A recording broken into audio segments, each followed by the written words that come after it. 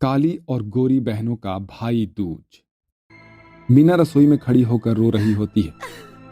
सगी होने के बावजूद भी सब लोग मेरे साथ ऐसा कर रहे हैं और मेरी ताऊ की लड़की से सब लोग इतना प्यार करते हैं। मैं काली हूँ इसलिए मुझे कोई नहीं पूछता। मेरे साथ ऐसा क्यों हो रहा है भगवान? तूने मुझे काला क्यों बनाया? मीना अपने आप से बात करते हुए ऐसा बोल ही रही होती है कि तभी वहां पर उसकी माँ आती है और कहती है, अब तक क्या कर रही हो तुम? तुमसे अभी तक सेवई भी नहीं बनाई गई। जब देखो काम चोरी करती रहती हो। बस माँ तैयार है, थोड़ी ही देर में लेकर आती हूँ सबके लिए। मीना थोड़ी ही देर में सभी के लिए सेवई लेकर आ जाती है। जहां पर उसके ताऊ की लड़की, जो कि रंग रूप में बहुत ज्यादा सुंदर और गोरी होती है, वो मीना के भाई के साथ भैया दूज मना रही होती है। ये लो, तिलक भी लगा दिया, नारियल भी दे दिया। अब मुझे मेरा नेक दो भाई दूज का।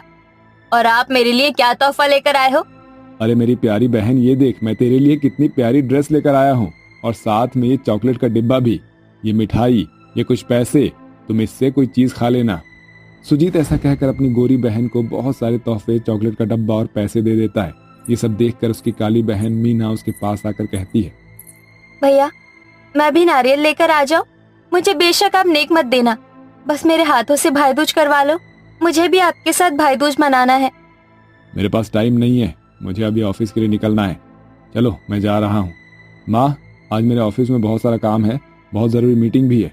ये कहकर सुजीत वहां से चला जाता है और अपनी काली बहन से एक लफ्ज भी नहीं कहता, जिसके चलते बेचारी मीना को बहुत बुरा लगता है और वो रोते हुए घर के कामों में लग जाती है। पता नहीं क्यों मेरा भाई मुझे पसंद नहीं करता। मेरा भाई क्या, इस घर में कोई भी मुझे पसंद नहीं करता। यहाँ क्या कर रही हो खड़ी हुई? जाओ जरा जाकर मेरे नहाने का पानी गर्म कर दो, मुझे पार्टी में जाना है। पूर्वी, तुम अपने सारे काम मुझसे करवाती हो, तुम खुद भी तो अपने काम कर सकती हो। मीना, अगर तुम पूर्वी का काम कर दोगी तो क्या घट जाओगी? अरे तुम्हारी छोटी बहन है और ऊपर से इस बेचारी के माता पिता कोई नहीं है। तुम्हें इसका ख्याल रखना चाहिए, लेकिन तुम हो कि तुम्हें तो जरा भी परवाह नहीं है। तुम इतनी पत्थर दिल कैसे हो सकती हो? लेकिन माँ, लेकिन कुछ नहीं। पूर्वी ने जो कहा है उसकी बात सुनो और वही करो जो वो कह रही है। ठीक है माँ, अब जैसा कहती है मैं वैसे ही करूँगी। मीना चुपचाप जाकर अपनी छोटी बहन के लिए पानी गर्म करने के लिए लगा देती है। उसे अपनी माँ का ऐसा बर्ताव बहुत बुरा लगता है, लेकिन वो कुछ भी कर नहीं पाती। ऐसे ही वो अपनी छोटी बहन के अत्याचारों को सहन करती रहती है। जैसे जैसे वक्त बीतता है, पूर्वी बेचारी मीना को और भी ज्यादा ताने सुनाने लगती है। पूरे घर में सिर्फ और सिर्फ तुम ही काली कलूटी हो। अरे तुम तो इन लोगों से मैच भी नहीं होती। और मुझे देखो, मैं ताऊ की लड़की होने के बाद भी तुम्हारे भाई सुजीत से कितना मैच करती हूँ। हम दोनों भाई बहन की तो शक्ल भी एक दूसरे से मिलती है। देखो पूर्वी, शक्ल मैच होने से क्या फर्क होता है? भाई बहन का रिश्ता अटूट होता है और एक दूसरे के लिए प्यार प्रेम होना जरूरी है। तुम और तुम्हारी फालतू की बातें मेरी समझ से तो बाहर है। मैं तो जा रही हूँ अपने दोस्त से मिलने। पूर्वी ऐसा कहकर घर से निकल जाती है और अपने दोस्त राहुल से कहती है, अरे वो काली कलूटी इस घर से निकल जाए तो अच्छा होगा। मुझे वो बहुत खटकती है मेरी आंखों में। उसकी नजर हमेशा मेरे ऊपर ही होती है। तुम्हें पता है ना, बहुत मुश्किल होती है मुझे घर से चोरी करने में। तुम तो छोटी मोटी चोरी करके ही मेरा भला करते जाओ, मेरे लिए इतना ही काफी है। आज क्या लेकर आई हो? मेरी माँ के झुमके लेकर आई हूँ, अभी बनवाए हैं, सोने के हैं, अच्छे खासे बिक जाएंगे और तुम्हारा कुछ दिन का गुजारा हो जाएगा। अरे ये तो बहुत ही अच्छी बात है। तुम्हारे जैसी गर्लफ्रेंड हो ना तो क्या बात है। आ मेरी जान, गले लग जा। राहुल अपनी गर्लफ्रेंड पूर्वी को गले से लगा लेता है। पूर्वी उस घर में केवल फायदे के लिए रह रही होती है, उसे उन लोगों से कोई रिश्ता नहीं था। ऐसे ही धीरे धीरे कुछ वक्त बीत जाता है और वो घर से छोटी मोटी चीजें चोरी कर करके अपने बॉयफ्रेंड को देती रहती है। तो वहीं मीना जितना भी अपने भाई से बात करने की कोशिश करती है, वो उसे हमेशा इग्नोर करता रहता है। भैया, मैंने आपके लिए लंच बॉक्स रेडी किया है, ये लीजिए। आपकी पसंद की सारी चीजें इसमें पैक की है। तुम्हें मना किया था ना, मेरे लिए कुछ भी करने की जरूरत नहीं है, लेकिन तुम होगी मेरी बात को अनसुना कर देती हो। आज तो तुमने मेरे लिए लंच पैक कर दिया, लेकिन आइंदा मेरे लिए ये सब करने की कोई जरूरत नहीं है। मेरे लिए तुम मेरी कोई बहन नहीं हो। अपने रंग रूप को देखा है? और मुझे देखो, तुम्हारे जैसी काली कलूटी लड़की कभी मेरी बहन नहीं हो सकती है। कभी नहीं, किसी हालत में नहीं हो सकती है। सुजीत ऐसे कड़वे बोल बोल कर वहां से चला जाता है। इस बात का बेचारी मीना को बहुत बुरा लगता है और वो रोती रह जाती है। देखते ही देखते कुछ वक्त और बीत जाता है और दोबारा से भैया दूज आ जाता है। इस बार भैया दूज पर मैं अपनी बहन को डायमंड का नेकलेस दूंगा, उसे बहुत पसंद आएगा। सुजीत डायमंड शॉप से अपनी बहन के लिए डायमंड नेकलेस ले जाता है, जिसके बारे में वो ना तो अपनी माँ को बताता है और ना ही अपनी बहन को। जब वो घर पर लौटता है तो वो उसे अपने कमरे में रख देता है, जो कि छुपकर पूर्वी देख लेती है। अच्छा, तो ये बात है, भैया ने यहाँ पर डायमंड का नेकलेस रखा है। ये तो बहुत अच्छी बात है। अब तो बहुत मजा आ जाएगा। ये डायमंड का नेकलेस चुराने के बाद तो मैं यहाँ से कुछ दिनों में ही फरार हो जाऊंगी अपने बॉयफ्रेंड के साथ। पूर्वी उस रात चुपके से अपने भाई के कमरे से उस डायमंड के नेकलेस को चुरा कर ले जाती है और रात के समय अंधेरे में ही अपने बॉयफ्रेंड राहुल को डायमंड का नेकलेस देते हुए कहती है, ये देखो राहुल, कितने महंगे हैं, तुम्हें पता भी है। अरे अब तो हमारी लाइफ सेट हो जाएगी, हमें कुछ भी करने की जरूरत नहीं पड़ेगी। बहुत अच्छे, तुमने तो बहुत बड़ा हाथ मारा है। अब हमें किसी चीज की जरूरत नहीं पड़ेगी। चलो, मैं ये डायमंड का नेकलेस लेकर जाता हूँ। मैं तुमसे कल मिलूंगा। अरे कल तो भैया दूज है।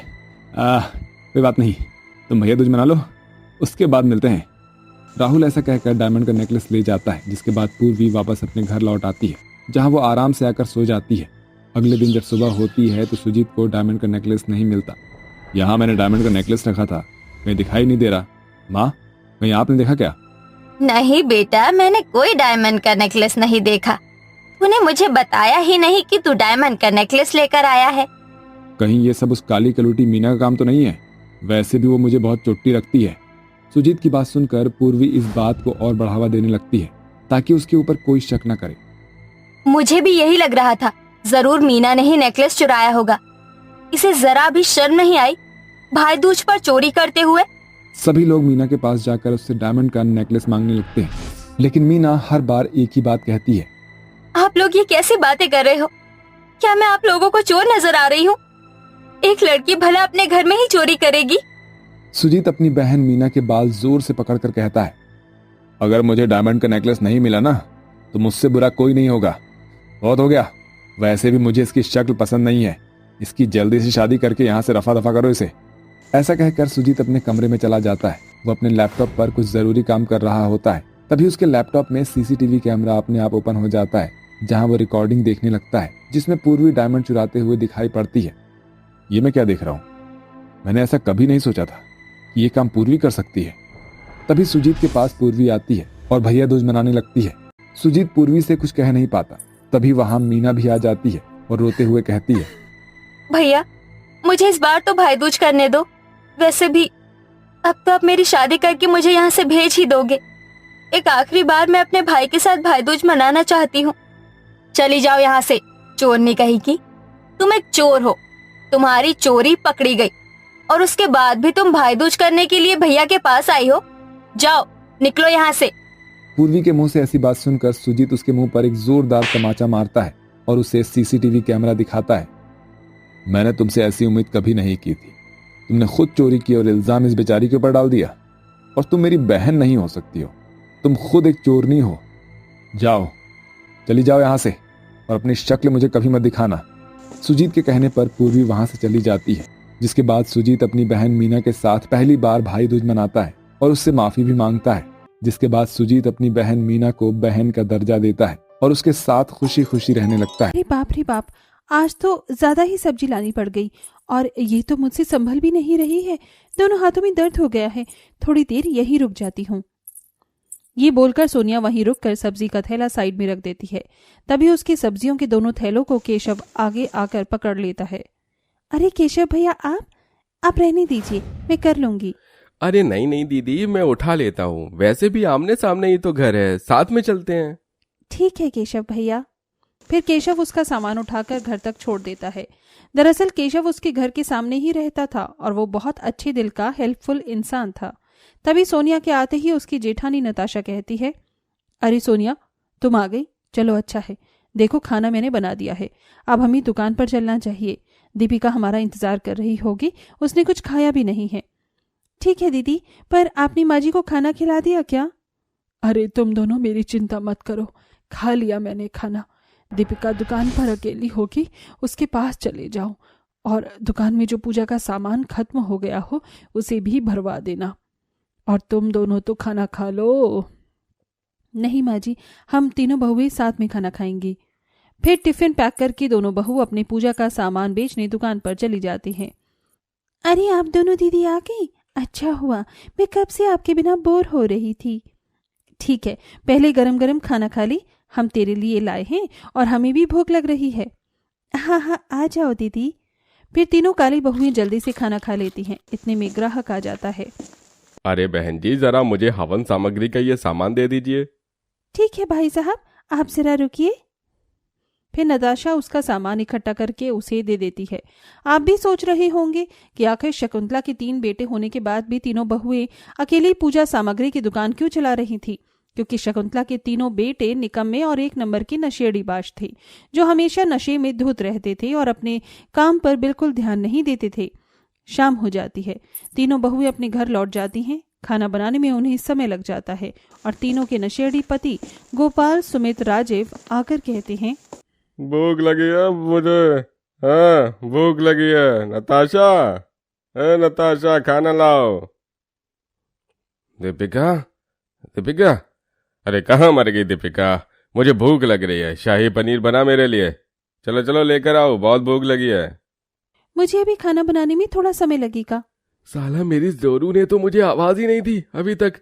सोनिया, अजी क्या बात है, क्यों पूरे घर को सर पर उठा लिया है? आपने खाना बनने में अभी टाइम है। क्या टाइम है अभी? इसका मतलब हम तीनों भूखे मर जाएं? तुम तीनों से इतना काम भी नहीं होता। अभी बताता हूँ तुझे। ये कहते ही सुमित अपनी पत्नी के बाल खींच लेता है और दोनों जेठानी भी अपने पति को पानी देती हैं, तो वो उसके हाथ से गिलास फेंक देते हैं और हाथ मरोड़ देते हैं। छोड़िए छोड़िए मुझे, ये आप क्या कर रहे हैं? हाथ में दर्द हो रहा है। सुमित जी छोड़िए मुझे, आप छोड़ दीजिए, मेरे साथ ऐसा कैसे कर सकते हैं? देख ऐसे कर सकता हूँ।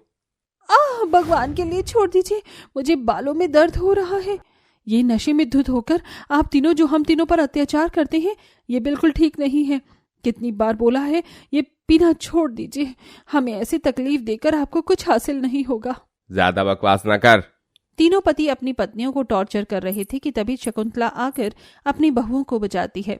अरे तुम तीनों का दिमाग सड़ गया है क्या? क्या कर रहे हो?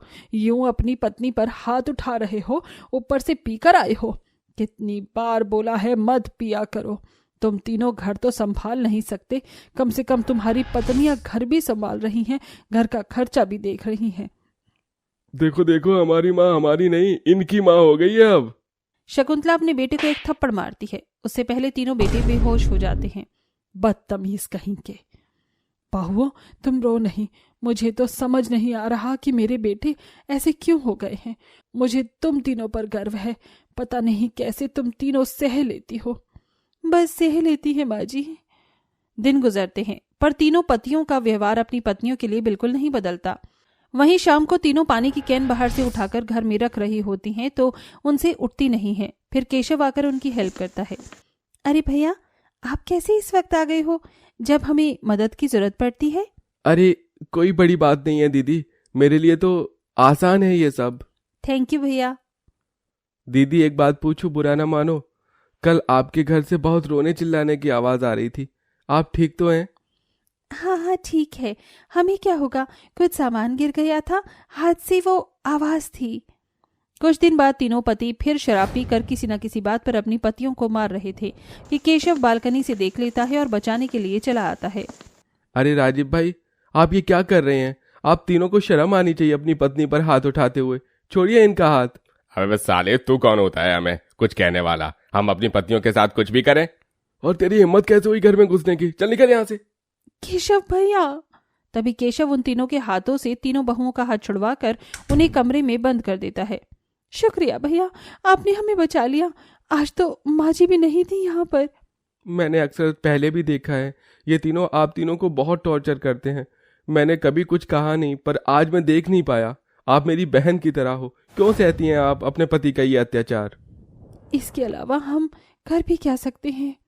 तीनों पति नशे में धुत अपनी पत्नियों को देख रहे थे कि केशव ने कैसे उनका हाथ पकड़ा था और उनके चोट पर मरहम लगा रहा था। इसी वजह से तीनों पति अपनी पत्नियों के ऊपर शक करने लगते हैं और जब आंखों से उसे अपनी पत्नियों की मदद करते हुए देखते हैं तब और भड़क जाते हैं। गोवर्धन पूजा का दिन था। तीनों भाई पूजा करने की जगह उस दिन भी शराब पी लेते हैं। अजी, आज पूजा के दिन तो आप नशा न करते, पूजा करनी है आपको, चलिए तीनों। हम नहीं आएंगे, जो करना है कर ले कलूटन। तीनों काली बहुएं अपने पतियों को पूजा करने के लिए फोर्स करती हैं तो वो तीनों उन पर फिर से हाथ उठाते हैं और घर से बाहर निकाल देते हैं। अरे निकल जाओ इस घर से, समझी? जब देखो उस केशव के साथ चिपकी रहती है। हाँ, जाओ यहाँ से। तुम तीनों का चक्कर उस एक से चल रहा है, शर्म नहीं आती? फिर कहती हो मारते हैं हम। ये आप क्या बोल रहे हैं? हम पर इतना गलत इल्जाम मत लगाइए। हाँ, वो हमारे भाई की तरह हैं, हमें दीदी। अरे चुप करो, और माँ तुम तो बीच में मत ही आना। तभी तीनों भाई उन तीनों के मुंह पर दरवाजा बंद कर देते हैं। तीनों बहू घर के बाहर बैठकर रोती हैं। इतने में सुबह केशव देखता है। अरे आप तीनों दीदी फिर से रो रही हो, और आज के दिन आपके पतियों ने फिर से आप पर हाथ उठाया है ना? क्या कर सकते हैं, जब उनकी सोच और वही खराब है। वो तो हम तीनों को तुमसे संबंध समझ रहे थे, जबकि तुम हमारे भाई जैसे हो, इसीलिए कल रात से हम यहीं बाहर हैं। आपका भाई नहीं है क्या? आप अपने घर क्यों नहीं चली जाती? कोई भाई नहीं है हमारा, और जो चाचा बुआ के भाई हैं वो हमसे दूर भागते हैं क्योंकि हम इतने काले बदसूरत जो हैं। काश कोई हमारा भाई होता जिसके साथ हम भाई दूज मनाते हैं। मैं हूं ना दीदी, अब से मैं आप तीनों का भाई हूं। आप रक्षाबंधन भाई दूज मेरे साथ ही मनाना। चलिए कर दीजिए मेरा तिलक। मेरे लिए आप जैसी भी हो बहुत अच्छी हो। मेरे लिए रूप रंग कुछ मायने नहीं रखता।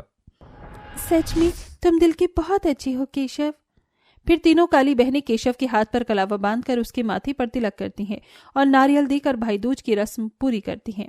तभी केशव भाई होने के नाते उनके पतियों को समझाने जाता है। तुम तीनों को जरा सी भी शर्म नहीं है? अपनी मासूम पत्नियों पर हाथ उठाते हो। अरे तुम्हारे लिए खाना बनाती है, तुम्हारा घर संभालती है, बीमार पड़ जाते हो तो बुखार भी वही उतारती है, अपने हाथ से खाना खिलाती है।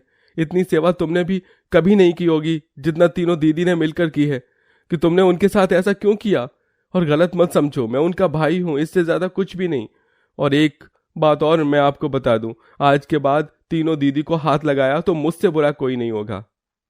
माफ कर दे भाई, हमसे गलती हो गई। हमें अपनी पत्नी की वैल्यू समझ में आ गई। तुम तीनों हमें माफ कर दो।